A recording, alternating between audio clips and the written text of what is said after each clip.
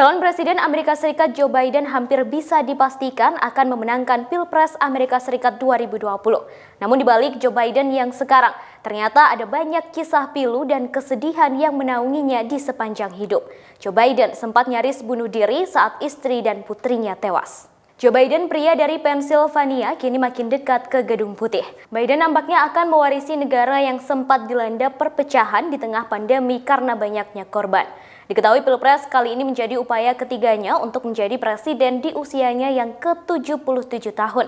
Hal ini menjadikannya pemimpin negara tertua yang pernah ada bila ia resmi menang. Selain gagal di Pilpres sebelumnya, Biden juga memiliki trauma keluarga yang tak terhapuskan.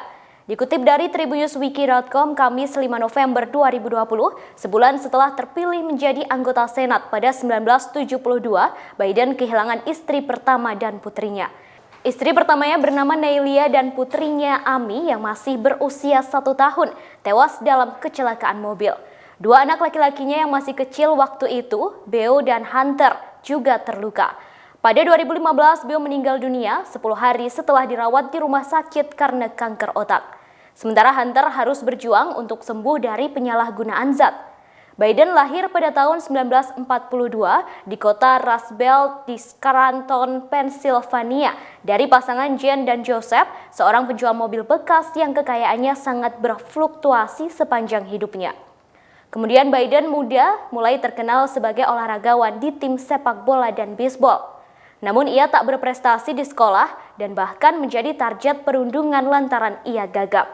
Akibat gagapnya tersebut, Biden dijuluki Des. Ia juga diledek dengan julukan yang sama oleh seorang biarawati saat di kelas 7. Joe kecil bangkit dari mejanya dan berjalan keluar kelas sebagai protes dan langsung pulang. Ibunya kemudian mengantarnya kembali ke sekolah hanya untuk menghadapi biarawati itu dan mengancam sang biarawati bila menggoda Joe lagi. Terlepas dari kesulitannya, Joe populer dan terpilih sebagai ketua kelas di tahun-tahun junior dan senior. Setelah lulus dari universitas, Biden bekerja sebagai pegawai di sebuah firma hukum Wilmington. Ia kemudian bergabung dengan sebuah firma yang dipimpin oleh seorang Demokrat yang aktif secara lokal.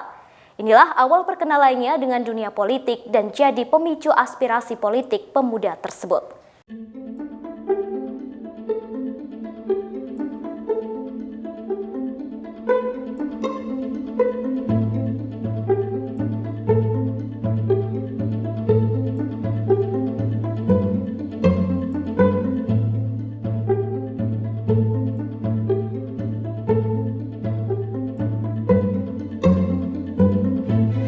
Demikian informasi di Tribunnews Update kali ini. Saksikan terus Tribunnews Update di channel tribunnews.com. Terima kasih sudah nonton. Jangan lupa like, subscribe, dan share ya.